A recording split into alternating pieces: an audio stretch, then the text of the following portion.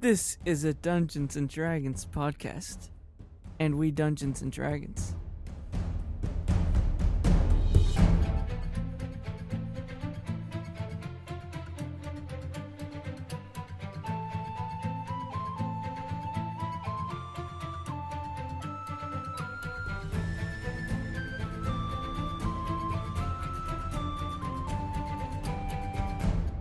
Hello and welcome to Make Believe Heroes, an actual play 5th edition Dungeons and Dragons adventure. I'm your host and dungeon master. My name's Paul. How you doing? Hey, Paul. And I'm joined by my friends. Hey, guys. This is Jeremy. I play Lorik Darkbolt. I'm Jeffrey, and I play Sir Vance Off the Wall. I'm Alan, and I play Jimalo Karth. Hi, I'm Red. I'll play Kellen. All right, boys. We're going to get right back into it. But before we do, Let's do it. I'm going to roll this big old D20. It's going to be a nat one.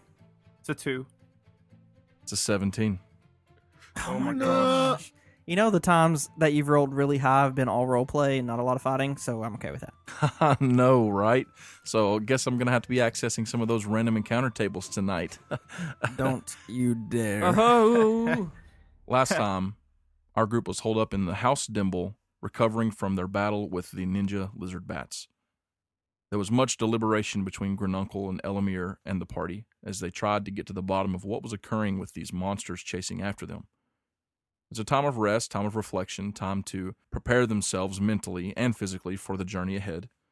And after a night of rest there, watching over Elamir as she got some rest and some recovery from her injuries, our group finally set out on the next day, headed west toward the Canopy. The journey through Fallen Grove was much easier this time around than it was before.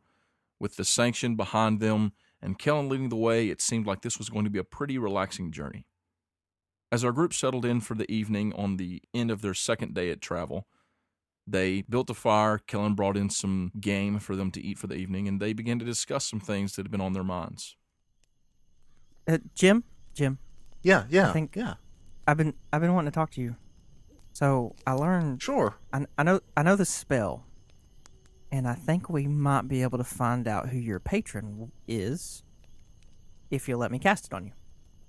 I mean, is it safe? Oh yeah, totally safe. It's just a suggestion. Oh, are you going to cast suggestion? Yes, that's exactly it. I was gonna have you sit down over here, cast suggestion, and it's kind of like I would just be like, eat cake, and then you'd eat cake. But now you're not gonna eat cake. I'm gonna ask you who's your patron, and you're gonna tell me. I don't know who my patron is. Would suggestion give me magic memory? Well, I mean, how do you not know who your patron is? Like, it might be that your subconscious knows, but you yourself don't know. I never studied psychology. It's on my list of things to study someday, so... Well, that's one of the first things you have to do in the College of Magic, because you don't understand psychology. You could end up casting the spell on somebody and really mess them up for the rest of their lives. Kind of like suggesting someone to do something evil. Oh, that's good to know. I mean, I was in the College of Magic, but I skipped over those classes, I guess. That's entry level. I guess only the highborn take those classes. But is there? Would you mind if we tried this? Sure, let's give it a go. Okay, so sit down over there, and I'll sit cross-legged in front of you. Okay. Okay. Now I need you to open up your mind to make this easy for me. Like, just be willing to let me do something. Okay, that sounds kind of dangerous, but... So I take out my dagger and start to make a cut across my skull. Oh, no. No, Jim. my no, gosh. Not that. Not physically, mentally. Okay, I thought we might just cast a Cure Wounds after this, so... Okay, that makes more sense. Okay, open my mind. So, all right, here we go. Sir Vance, you wanna hear this? You wanna watch? yes. Okay. I'm watching All right. as well. He his eyes light up, blue light, and his wand is leveled at your general direction. He goes, Jimalil, That's me. who is your patron? And you have to make a Wisdom 15 save. Okay, I'll make a Wisdom 15 save. Even if I'm willing? Can he do it at disadvantage because he's willing? I just need you to roll it. Can't a willing creature just choose to fail the save? Typically, yes. I rolled a 6. Okay. Beautiful. But I also have advantage on saves to being charmed. Mm-hmm. So I don't know if this would count as being charmed. I don't even know if you need to roll. There's a lot going on here. Okay. Yeah. Uh-oh. I'm trying to figure out how to handle this. Uh-oh. Loophole. Uh-oh. I need you to roll me a d20, Lorik. Whatever number you get on the die is how much you tell us. Yeah. How much backstory info we get. Well, on the die, I got 2, so I would tell you 2 things. Oh, man. I got a 12 on the dice. Okay. So that's a 15 wisdom save. I don't want to like poo-poo on you guys trying to find some stuff out, okay? But you don't have to give it to us either, you know? I would like to throw you a bone a little bit. A little bit. The thing is, there is a very specific thing about Jim that would prevent you from being able to do what you're trying to do. So we learned that. So I say...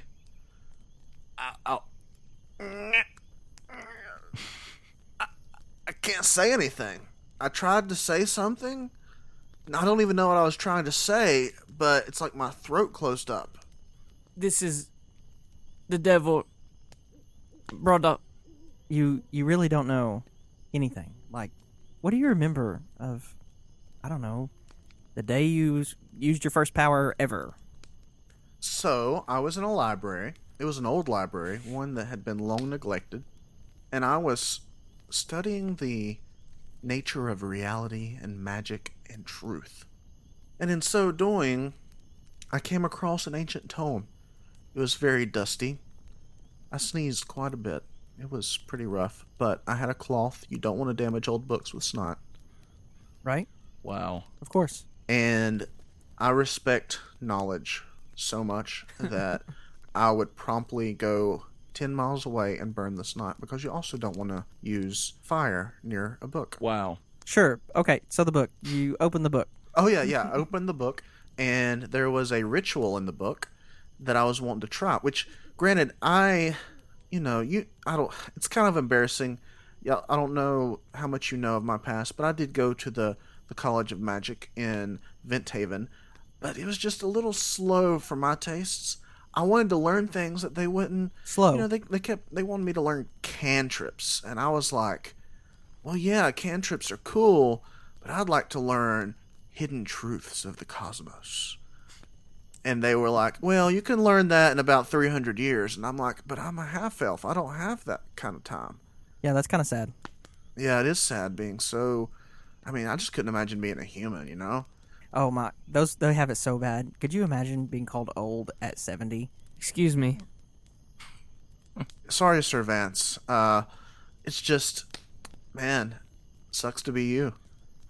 Yeah, I mean half elf 300's old, but man, Yeah, your lives are short. yeah, and that's why I left the college. Imagine being that old and still acting like a child. I'm. Oh, sick Do you think he burn, really- Sir Vance. Does he really think I act like a child, Jim? I don't know. What was the ritual that was in that book, Jim? That book, yes. So there was a ritual that I thought would let me peer into the cosmos and learn something. But again, my magic was mostly self-taught and shaky, and I wasn't sure if I could inscribe all of the runes and all of the circles and all of the symbols and speak the words properly. So I practiced and practiced and practiced and used all the right components, I think. And after that, I remember speaking to someone. I remember agreeing that they would help me, because to uncover the secrets of the multiverse and know what the deep truths are from which all other truths spring, you have to know a little bit about magic, as well as nature, as well as everything. We really are kindred spirits. I mean, I've been spirits. I said spirits. I'm sorry. You're fine. Apparently, I act like a child, but That's okay. I believe that childlike wonder is important for learning. well, that's it. and I've knowledge. been trying to craft magic items of my own, and one that can take me to anywhere in the world, anytime. That would go so well with my studies. First of all, to study the item, to know how one can bend spatialness. I still haven't come up with a good word for what space This is. it. You know, I've always thought that if you could turn time to where it touched itself in 2 points that you could just step through it and you'd almost be in two places at once. Yes. But you got to have a door and a powerful conduit, and you got to be careful because the conduit will have to be true power. But whenever we get done with this quest, we should make a magic item together. I agree. And to be able to travel anywhere, I could see all the libraries of the world, find all the secret knowledge. Guy's over by the fire eating some of that lemur that Kellen brought. Yeah. He's like, "What is this, Kellen? What is this?" I thought it was a squirrel. It looked like a squirrel, but I think it's a lemur. Are you supposed to eat those? Well, it's kind of too late. You know, They're protected. I guess that's a good point. Listen, Jim, before Lorik gets completely sorry, it's really strong, like gamey. yeah. Before Lorik gets completely off base talking about magic items and stuff, what did the patron look like? He was green and had these long ears. He spoke kind of backwards. No, it's not It's Yoda. Well, the patron, all I can recall, see, this is thinking through it. Like I was out for at least a day whenever I woke up and knew that I had this pact made, and I remember this shapeless, formless substance, almost like a sort of gas, but it was somehow still felt oily. That's weird. And it spoke to me, and I saw it had eyes, sometimes 1, sometimes 10, sometimes all there was were eyes. Okay. Is it the truth? Oh. I thought maybe it was the truth, that it would, but I also worried maybe it's a lie. Nevertheless, it offered me aid in my journey. It too said that it was one seeking truth, and that it approves of all who do. So you said that you made a pact with it. A pact. Like a pact, like if I were to make a pact with like a friend, so like a deal, like a promise. Yeah. So it told me, I will lend you my power. I will let you use the magic that you so need in your journey for knowledge and truth, if you pursue that with all the fervor that you have. Weird. That was it? That doesn't sound like it really got anything out of you. I know. Well, he apparently is it's almost more of an investor than it is a patron. But Can I give you one more suggestion? sure. Are you ready? Maybe. Open your mind. Just relax. It's open. To seek truth, you have to have an open mind. So I like to think of mine as pretty open. Lorik casts suggestion, Okay. and he says, Jim, perform the ritual that summoned your patron. Okay. Well, we need to get to an apothecary and procure, and I start to write out all of these things, like the ground bones of a lemur, Perfect. Okay. Are you actually writing like what you can remember from the ritual? I am. You stop doing that. I stopped doing that. Your eyes roll back in your head. You start to shudder. Yeah. Like your whole body, like you're just trembling. Sir Whoa. Vance. I'm grabbing my Odachi and taking it out. Jim? After a minute, you pass out. You faint. Oh. Guys, I think he's dead. I think we killed You him. just killed Jim, Lorik. I didn't kill Jim. What just happened? Jim, are you Dead. okay? Wake up, Jim. And he cast Mage Hand and slaps him on the face. Okay. You cast Mage Hand and you slap him in the face, and Jim, you wake up to being slapped. Oh, goodness, what happened? You tell me. Dude, you were conversing. That was bad. Conversing. Convulsing. I said the He wrong was word. Who were you conversing with? Spirits. You were convulsing. I do remember conversing with Lorik. You were. Whoa. I didn't do this. What did you suggest? That you perform the ritual to summon your patron. I pass out again. Okay. Oh, wow. All right. Mage Hand slaps Okay. upside. You wake him up again. You're gonna have to stop passing out. I wish I knew that passing out was a thing. That I did, apparently. So yeah, let's not do that anymore.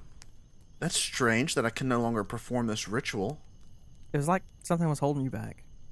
What's weird, Jim, is that you set out and your whole mission was to find the secret to everything, I guess.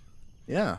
And you found some ancient, powerful being that would give you power for the sole purpose of doing the thing that you wanted to do.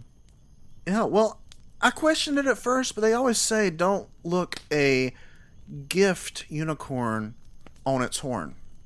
So, I decided that I would, I thought about it long and hard. I was like, is this deal good? It seems too good to be true. But then I remembered how there are certain wealthy nobles who will pay a musician or a artist just to do their work. A patron, you might say. A patron. And I thought, I guess that's why they call warlock benefactors patrons. That must be it. So I thought, well, I'll no longer be inspecting and polishing this unicorn's horn. I'll just use it as the unicorn is meant to be used. Well, Jim, you're one of the weirdest, scariest people I've ever met. I still think this is some type of evil magic. So far, I haven't seen anything evil besides just passing out. And that time you cast that spell on me that made me not things were bad then. But other than that, things are good. Maybe that was just like a reaction to something I ate. Maybe it has nothing to do with, or maybe it is. That's why I would like to know who my patron is. But, well, for someone who cares so much about truth, he seems pretty secretive. That's exactly what I was thinking. Maybe his truths are dangerous and he doesn't want them getting out. Maybe. Because I do understand, even though I do believe in truth and I do believe in free truth, I think some truths are dangerous. Kellen, are we almost to the canopy? Well, man, we've been sitting here for like a couple minutes. We're about 2 days off, right? 1 day? No, you are way longer than that from the canopy. Oh, I thought we had traveled a day or two. Yeah, you traveled a couple days. You guys were like 3 days from the river, and the river is a long way from the canopy. But we're not gonna hopefully drag that out in game time. No, we're pretty far away from from the canopy right now, Lorik. Yeah, we got a little bit of time. I told you all the last time, I think, that it was farther from Kellen's house to the canopy than it was from Rocky Stop to Kellen's house. Yeah, that's right. Hey, Kellen, we're going to a river. You might need to get Wolfsbane in shape before we get there. Oh, yeah. I'm sure we could work on it, In what way are you going to work on it? I have no idea, actually. You have no tools. I'm just pointing out. It's so funny because like every 2 or 3 episodes, Lorik will be like, "Hey, we should fix your boat," and Kellen's like, "Yeah, we can fix it right now." And then I'm like, "Yeah, with no nails and no tools." Exactly. Great. And like 2 days later, he's like, "Let's work on it." Well, I guess we could work on it. Yeah, except you have no tools. I'll tell you what, we'll work on it when we get to my mom and dad's house. Bye, Mom and Dad. Love you. 2 days later. We should really work on that boat. And whose fault is that? That is Lorik's fault. That's That's Kellen's fault. Lorik said we needed to... I'm the only person who keeps up with the inventory, apparently. My bad. Hey, I keep up with Exactly. my own inventory. A lot of stuff happened. Let me help you, Kellen. When Lorik says something about fixing the boat, Kellen knows, oh, crap. We should have fixed it at home. Now we're going to have to go somewhere where they work on these, okay? So Kellen would know that a lot of the people who are like ferrymen and stuff, that they have the sorts of tools that could possibly fix the boat. Or you guys could hire a ferry, or you could have them fix your boat and then take your own boat across. True. We taking Wolfsbane. We're taking our own boat. Yeah, we can, Lorik, we can actually fix Wolfsbane once we find these people that they ferry across the river that we're going to, the Kaylin River. Yeah, they could probably help us fix Wolfsbane. Well, let's go to them. Yeah, sounds good to me. So I'm going to look over at Charlie because I haven't talked to him in a while. Mm-hmm. And I'm just going to say, how are you feeling, Charlie? But without my knowledge, I cast Speak with Animals. Oh. So have fun coming up with a character voice for Charlie. Oh, I'm doing quite fine, Kellen. How are you? Gosh. Oh my gosh, you just talked. What? What? You all hear Charlie go, "Rrrr." And then Kellen starts freaking Char- out. You just talked? Charlie, what? Well, Kellen's lost it. Of course I talked to Kellen. I could always talk. I think the gnome has lost it. You sound so educated. Wait, maybe he has some sort of evil magic too. Did he eat the mushrooms? So you've always been able to talk, or Well, with other creatures that can speak my language. how are we talking right now? Then I see that you have finally manifested abilities to speak with animals, Kellen. what? What? I would like to formally thank you, Kellen, for bringing me back from the spirit realm. It was quite kind of you. Oh yeah. Although it did take a bit longer than I expected, I was beginning to get hungry on the other side. I didn't know you could come back. I just. Well, now you know. And in the future, if I ever die because you shoot an explosive orc next to me or anything like that, then just remember, you can call me back from the other side. I'll be waiting. Oh, okay. I just want to say that I'm going to go poop in the woods now, and then we'll go to bed. Okay. I'm gonna tell you, Paul, real quick. I'm gonna roll for this. Okay. So Kellen turns around to the rest of the guys and he goes, "Guys, Charlie can," and he just passes out, like right in front, just falls face first into the ground. Too much for and Kellen. passes out. It was too too much much for Kellen. Charlie gets up, kind of dusts his paws, and goes off into the woods for a minute. He comes back a few minutes later and goes to bed.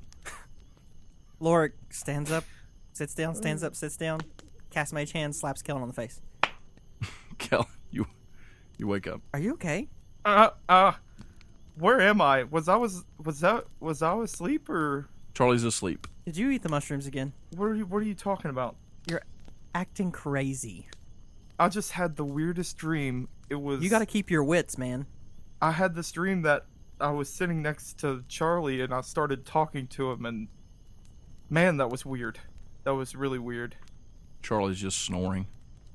We should probably go to bed, Lorik, You should. so we can get up early and yeah. Yes, we should set up a watch. Well, you all can watch together first, and then I'll watch by myself while you sleep. Okay, cool. I just need, 4 hours, and then you guys can have a turn. I guess I'm gonna set up a watch then. The watch passes uneventfully. The night passes uneventfully. Yay. I didn't even get to say I'll roll a perception check. No need. We all die. We all die. Dang. You're all good. I told you before that this passes uneventfully. Okay, cool. So, you all sleep through the night. You get up the next morning. You gather your things, and you continue your journey forward. Kellen, you can tell that the land is starting to decline a little bit, which it does when you're approaching the river. Okay, cool. You guys are walking along, stopping to grab some fruit, some mushrooms, different things. I do want to note that Kellen has really stopped liking the taste of meat. So he's not really hunting more. He's more of gathering now. Hippie. Is Kellen not even going to hunt for them? Well, he does bring back some squirrel and stuff like that, or like little lemur sometimes. Don't forget, I'm fine with you beginning to stop eating meat. Yes. But don't forget, Kellen is 3 levels ranger, 1 level druid. Indeed. Yes. That's what I was going to say. He brings back food for them. Mm-hmm. He just doesn't eat it. He kind of takes a bite and spits it out and says, "No, I'm just going to stick with, berries and..." Totally fine. Yeah. Totally fine. Berries and bears. No, Berries and bears. we're not eating Charlie, please. Charlie says, Ask Charlie if he minds if we eat his meats. Jim. We used to eat bear in the caves of Librarianton all the time. please. Charlie, he's lying. Don't listen to him. I'm going to give you just a quick little aside here, since you all are traveling uneventfully at the moment. You all gain 1,000 experience points apiece. Whoop, whoop. Bum, bum, bum, bum, 1,000. Did we have a long rest, by the way? Yes. Is this right now? This is from... Well, you got the 1,000 experience points from, the Displacer Beast, all the lizard bats you guys fought, all that stuff. I just haven't given it to you the last couple episodes, so you can all add 1,000. I'm not even level 5. I just hit level 5. No, you didn't. You're a little ways away. So, all right. You guys are traveling along. You can tell that the scenery is starting to change a little bit. As you get closer to the water, it becomes more lush. And I need everyone to roll me perception checks. Perception. Oh, boy. Perception. 5. Okay. Do I get advantage since I'm in my preferred terrain? No, I don't think so. I got a 15. I got an 18. Nice. I rolled an 18. Okay. Sounds like everybody's done really well. Except Jim. But it doesn't matter because Guy got a natural 20.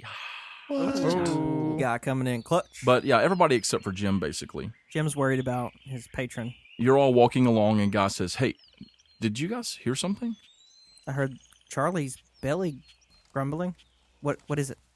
And Lorik and Kellen and Sir Vance, you all hear this noise. You all kind of pause and stop and listen. Jim's like writing in his book or something, not even paying attention. And you hear off in the distance what sounds like someone scream. Did you guys hear somebody yell for help? Guys, it sounded like someone was screaming for help. I didn't hear anything. Where did that come from? We should go help them. Lorik takes off running in the direction where it's coming Yeah, I'm from. going that way too. Yes. Okay. We take off. Yeah, running. Guy's doing that as well. So you all kind of cut through the woods and you're heading that way. And the farther you travel in that direction, you can hear now what sounds like a struggle. It's not so much someone screaming help as it is just yelling out in frustration, almost like someone's being attacked. You just keep running forward. Yeah, keep. Hurry. Yes. Hurry, we gotta help them. I draw both my swords and run with them behind my back like a ninja. You're dashing through the woods, and the closer you get, you hear the sounds now of multiple people. You hear the sound of a struggle up ahead. You hear what sounds like a woman, like I said, in frustration, like she's in a struggle, just fighting and trying to do something. And you hear men laughing, and you hear another man yelling out in pain. What? Busting through the bushes. I draw my magic. You draw your magic. My magic. Right as you guys are getting closer, you hear someone talking, and it's definitely a man. You better keep that mouth shut. There's 5 of us, and there's no one around to hear you screaming. Excuse me. And it's at about that moment that you all bust through the forest into this little clearing. But we're here. Hi. I got a natural 20. On what? Everything. Oh, okay. As soon as you guys bust into the clearing and Lark says that, you see before you a camp scene. There's like a little tent set up, a little fireplace, not fireplace, but like a little campfire that's obviously been put out. There are 4 men standing there. 2 of them have a slender elven woman by the arms holding her down on her knees. And one of the men is standing there with a blade up to her throat. And there's another man laying on the ground beside him, nursing his nose and yelling out in pain. Blood is just pouring out from between his hands. Oh, you all should release them, or this is gonna hurt. The one that was standing there turns to see you, Lorik, and he says, Look, pal, this right here is none of your concern. This wand says different. My eyes are gonna start changing colors. Obviously, it is our concern. Explain yourself. Last chance. What's going on here? the main one that's standing there is obviously the one in charge. And he sees you standing there all decked out in your armor. It's like I said, pal. It's none of your concern. Guys, they said it's none of our concern, but then I turn and shoot a magic at them. Do you really? Yeah, let's do it.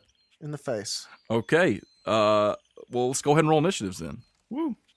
Let's do that. I was going to say, just like Fortnite, I'm rushing in. Oh my gosh. So, I've been rolling crap today because I'm using a new die that I got. And Okay. I thought, after that last roll where I rolled a 3, I thought, I wonder. And I just rolled it like 10 times and didn't roll under a 10. And just now I got a friggin' 2. Oh, wow. So, You used up all your good rolls, Alan. I got a 4 total of initiative. I got a 19. Okay. I got a 21. I got 17 plus 4. I got a 12. 4. All right, Jim, I'm going to give you a surprise attack Yeah. just because they weren't expecting an attack right then. They were thinking they could kind of bully you into leaving. So what do? So, I hit the one who seems to be the leader. Okay, the one that was talking. Yeah, with an Eldritch Blast. Okay, roll it. That time I roll 16 with plus 7. That's 23. Much better. Okay, that's a hit. Yeah, it is. So I'm going to do the rolling of damage, which is a D10. It's an 8. Nice. And I was aiming right for his face. Okay, so 8 damage to his face. You let out an Eldritch Blast. It just kind of whips through the air without him knowing that it's coming. I'm assuming you pull your orb out of your pocket stealthily. Yeah, I pull the orb out, and once the orb's out, I kind of hold it forward like this, and then shoot things. Okay, 8 damage you said? 8. And that Eldritch Blast just hits him right in the face and bloodies his nose. Yeah, it does. All right, now we're going into the regular order. Kellen, it's your turn next. All right. Yeah, So what I'm boys. gonna do, I'm gonna mark the big guy with a spell called Hunter's Mark. Yeah, do it. All right, I'm That's gonna do cool. that as a bonus action. Mm-hmm. Then I'm going to rush him with my dual wielding swords, and I'm gonna smack him with them. Roll me the first attack. 12 plus, I believe it's 6 for my. Yeah, that's a hit. Yep. 12 plus 6, so an 18 for the first attack. That's a d6. And then since I marked him, it is 2 d6s. Ooh, a 5 and a 6. Okay, so that's 11 plus 4, Yep, plus 4. 15 damage. Good hit. Then I'm going to hit him a second time. That is a 4 plus 6, so a 10. That is a miss. Okay. But he's still marked. So now it's Lorik's turn. Lorik is going to not look at the main guy that was talking, but look at the whoever's closest to Lorik / the main dude, and just look him in the eye, point his wand at him, and I'm going to use suggestion, and I'm going to say, "Run away and don't come back." Okay, he needs to make a wisdom save. Yep, wisdom save 15. He got an 18. Are you serious? Ooh. Yep. Wow, he's smart. Which one were you targeting? Not the leader, but just the closest one to him. Yeah, I mean, I got a 17 on the die. Wow, that's awesome. Actually, that's just a 17. I was wrong. I thought they had a +1. They don't. It's a 17, but it's still a save. That's awesome. So he does not run away. Lorik is going to, when he realizes it didn't work, step behind Sir Vance. So now it is the big guy's turn. And by the big guy, I mean the one that was in the front. He's actually not that big. He's only about 5'8". He's kind of stocky, but he draws a sword. And he says, "Okay, I see how it is. I'm going to have to teach you boys a lesson." And he rushes forward. Actually, Kellen, didn't you step up and stab at him? I did stab him. The big guy. Yes. He draws his sword, and he's going to swing at you, Kellen. Cool. Did you happen to see the meme that Becky Jones tweeted at us that I tagged you in, Red? No, I did not. She posted a tweet that said, "Give the bear a turn," Nah. like in all caps. And then she posted a picture that had a picture of a grizzly bear, and it said, "Can destroy everything, doesn't." True. It's hilarious. Hi, welcome back to Roast Kellen. What was funny, I was thinking about after she said I was thinking about it, but it was just funny because there was a big thing about, oh, Kellen's back. Then we had 2 episodes of combat, and Kellen didn't attack anything the whole time. You mean Charlie? And not in one turn. It was hilarious. I said Kellen, I meant Charlie, yeah. Anyway, he is going to take a swipe at you, Kellen. Okay, cool. What's your AC? It's a 14. Okay, the first one is a miss, but he comes at you again. Everyone knows multi-attack. What's your AC? 14, I believe. 14. I'm sorry. No, you're I'm good. I've got so many numbers going at the same time. The second one is a hit. Uh-oh. Okay, you take 7 damage. All right. So he slashes at you once and you block it with one of your swords, and then he comes back and slashes you again, and you stagger back, and when you do, he brings his other hand up and is going to try and stab you with a dagger. How many hands does this guy have? And this one hits. The sword was in one hand. He had one sword in one hand. He's got a dagger in the other hand. Oh, okay. I thought he had 2. Gotcha. And with the dagger, he sticks it in your arm for 5 damage. Ouch.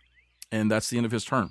Get wrecked. At this point, the elven woman is going to let out a guttural scream of frustration. And she's trying to break free of the hold that this guy's got on her. She does not. She's just struggling and yelling out, but she's yelling some things out in Elvish, but she's not able to break free of their hold. Vance, it's your turn. Get him, Vance. You know what Sir Vance gonna do? What are you going to do? What's that?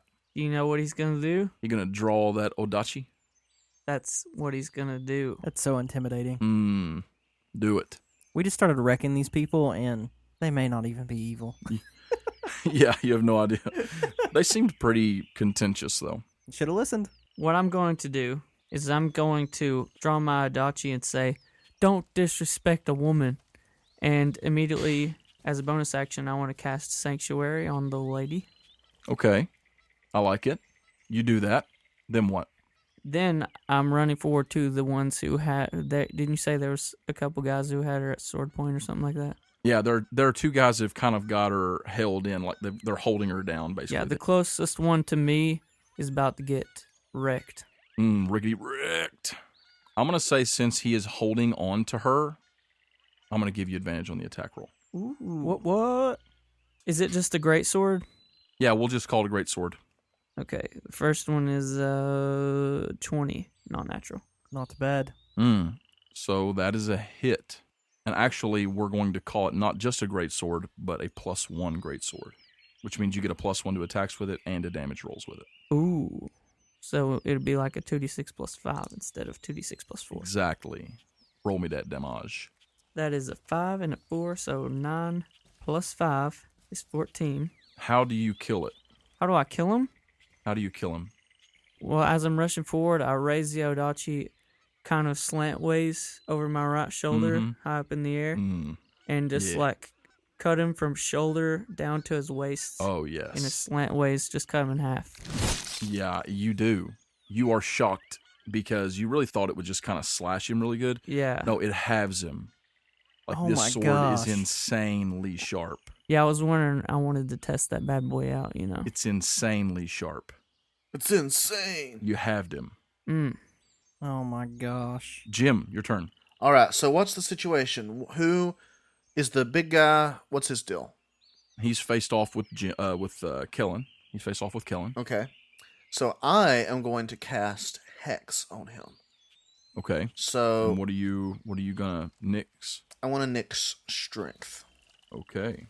So I cast the spell, and then after that, I am going to cast against him as a cantrip, because you can cast cantrips with other spells.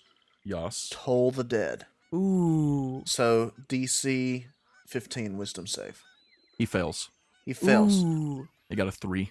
I'm going to roll one of them D12s and a D6 because of the Hex. Yeah. Ooh, it's a 9. 9 total. 9 total. A 1 on the 6 and an 8 on the 12. Okay. He hears a dolorous bell, and it freaks him out, and he kind of staggers back a little bit, shaking his head, trying to shake the pain out of his head. So it's now the other guy's turns. The one that was on the ground nursing a busted nose is going to roll over and try and stab at Sir Vance from the ground, and he's going to have disadvantage because he's not in his good frame of mind here. Oh, man. He rolled a natural 20. Yeah. And he rolled an 8, so that's a miss. Miss. So he swipes at you, but he didn't get quite close enough. So that's him. The one guy that is still holding the female elf, when you kill the one, I'm going to give her a reaction to try and break free. She's not able to. He was able to hold on to her during a reaction. So on his turn, he's not going to be able to attack you. He is going to try and pick her up and run away with her. And he manages to get her up over his shoulder, and he goes to move away. Now, you can have an attack of opportunity on him, I would love to do that. but he has the girl over his shoulder. Ugh. So Get him. just think about that. Ain't I right at his ankles, though? Different guy. Oh, I was sitting here thinking it was the big guy.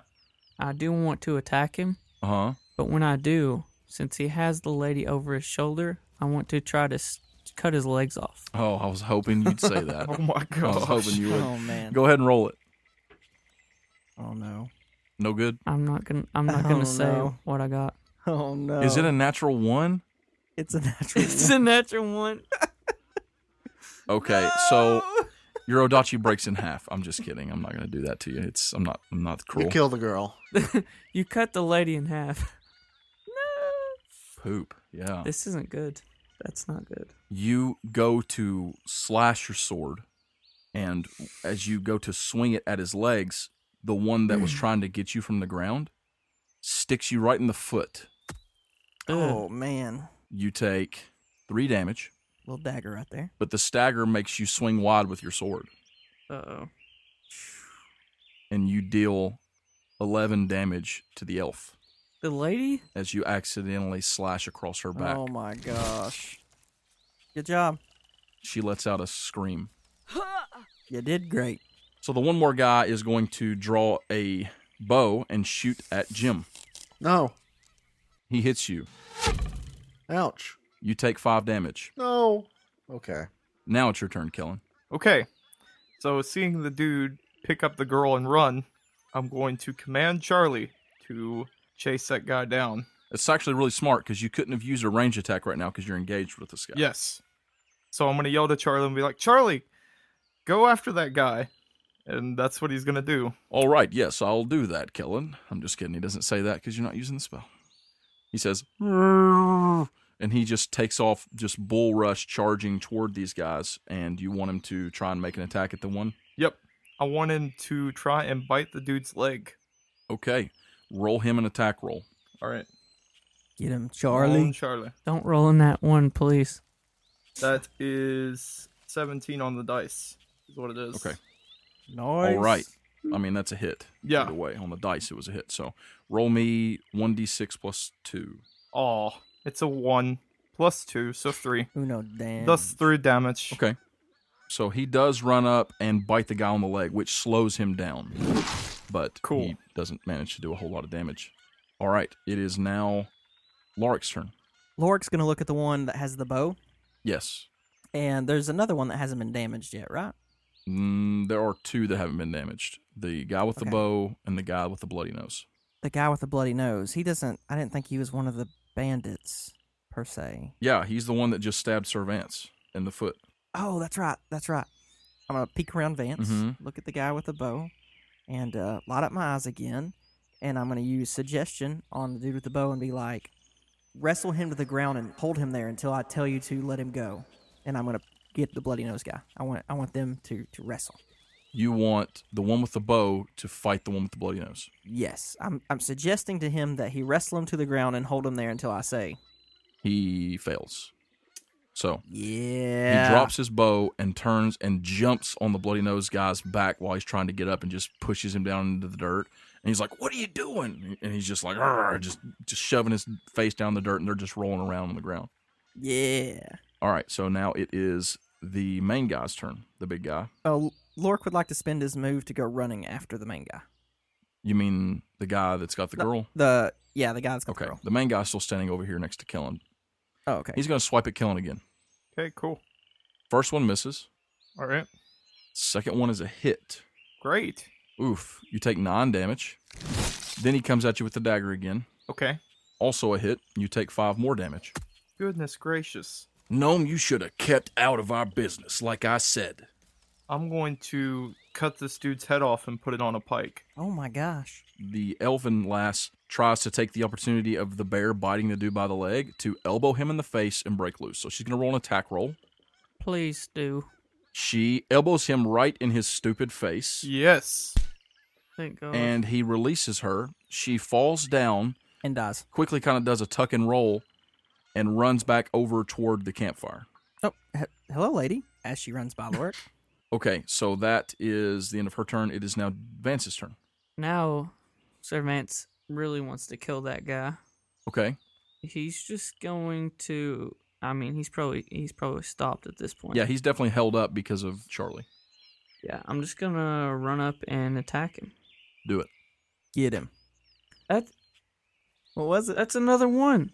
Oh my gosh. Oh. I honestly don't know what to do here. I mean, I guess that you're going to... Die? Insta-death? You miss and cut your own leg off. Running forward, you're going to swipe, And hit Charlie. and you're going to hit Charlie.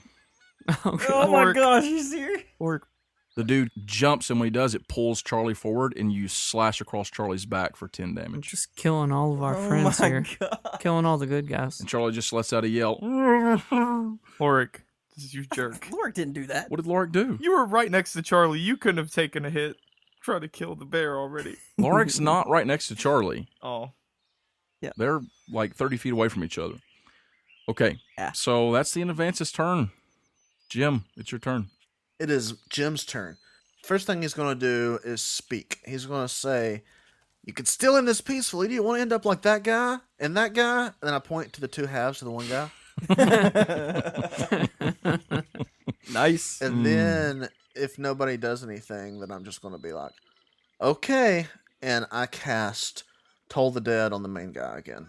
Like, how do you like this music? Boom. He fails the save. More again. cowbell. He fails. So I does. want to roll my damage. It's 8 damage. Okay, 8 more damage. 5 and a 3 this time. Get it? He's still standing. Like the sitcom.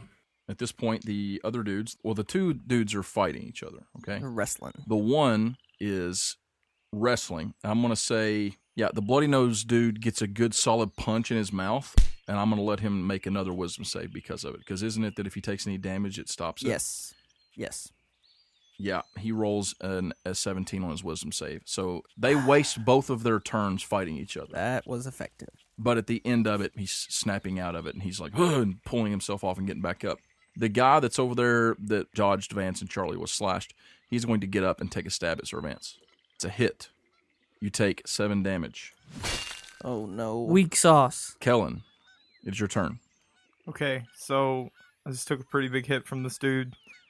I'm going to hit him again with dual swords. First attack is a 13 on the dice plus 6. Okay, that's a hit. All right. So 2d6. The 4 and a 1, so that's 8 plus that's 9 damage for that one. Okay. All right. He's still standing. Roll another one.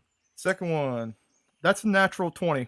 Ooh, That is boy. a natural 20. Boom, boom, Right there. Roll me 2d6. Hmm. Yeah. Wouldn't it would be 3 plus my hunter's mark, right? I think you only get your hunter's mark once. I thought it was for whenever they took damage from a melee weapon. Let me check it. Until the spell ends, you do an extra 1d6 whenever you hit it with a weapon attack, and you have advantage on your perception check. Yeah, it looks like anytime you hit it. Sweet. So Nice. 3d6s. So, yeah. It doesn't say anything about it being Hunter's once per mark turn. is baller. It would actually be 4d6s. Oh, 4. Hold on. Yeah, you get to double that, too. So, A 1, a 5, and a 4, and then a 3. okay. So, 17 total damage? yep. Okay. How does it look when you kill this guy? I bring one sword across his chest real quick, Okay. and then as witty as possible, I say, "Welcome to the jungle," and then I cut his throat. Oh my gosh. Beautiful. You cut his throat. He starts to bleed out, falling onto a knee, and then he slumps down. Y'all have no idea. I was shaking from how bad I wanted to say that when I killed him. That's I was amazing. just like, "Oh man, this is one of those good Oh, times," man. and I needed it to happen, and it did. Okay, so when that guy goes face down, the other guys see their kind of leader down, and they are going to break for it. You better run, Charles. Is this breaking initiative? No, I'm just saying that their reaction is they're going to run for it. So they have started to run. You guys can still make an attack if you want to real quick, if you want to try and stop them. Yeah, I want to chase him. Guys, if they're running, let's not kill them. Let's just take them to the local constabulary. Exactly. I like it. Hold person. Okay, which one? Probably the nearest one / is it what? Bloody Nose? Yeah, he fails. Yeah, he does. Okay, there's still one more running. Charlie, get him. I'm saying command. I want to command him to grovel. Oh. Okay, so he makes a wisdom save. He also fails. Oh my Oh. gosh, yeah. Yeah. So they all stop. One of them stops completely mid-run and just stands there. The other one falls on his knees and begins whimpering and like crawling back towards you. Yeah, they do. Team Mind Control. And the female elf walks over to the campfire. She rummages around in a bag. She pulls out a hunting dagger. She walks over to the one that is crawling towards Sir Vance. She leans down and she slits his throat. Oh my goodness. Lady, no, stop. We want to ask them. She ignores you completely as she steps forward and she slashes. I drop hold person and let him run. That's not the hold person. That's the command. No, on the other one. If she's going towards the one that's held person, like she got the groveling one. If you want to stop her from getting to the other one, you can actually get in between them. But she Oh, walks up to the one that is crawling towards Sir Vance and she coup de grace him. Oh my Wow. goodness. She turns toward the other one and you Lord let steps go of, between. You step between them? Yeah, I'm gonna try to stop her first, and then last minute I'll drop hold person if I have to. Excuse me, I have some business to take care of. Yeah, I'd like to talk to him before you take care of your business, or else we're gonna have to treat you the same way we treated them. These types of men don't deserve to live. I agree. They're kind of orcish, but not completely orcish. No, I don't think you understand. They didn't plan to rob me. Is that what it was? I say kill him. After you. And he just kind of. And when she says that, you can tell that she looks like she's been kind of roughed up a little bit. Can I take an insight check to see if I feel like she's on the up and up? Sure. It's a 14. Okay. Yeah, you feel like she's on the up and up. I want to perform a play showing her the morality of mercy. She steps forward and she takes her hunter's dagger and sticks it right into the back of the base of the guy's neck. Oh, Lord. Milady. Now that's a clean kill. And that's where we're going to end this week's episode. Jim is Wow. crying softly. Thank you guys for listening.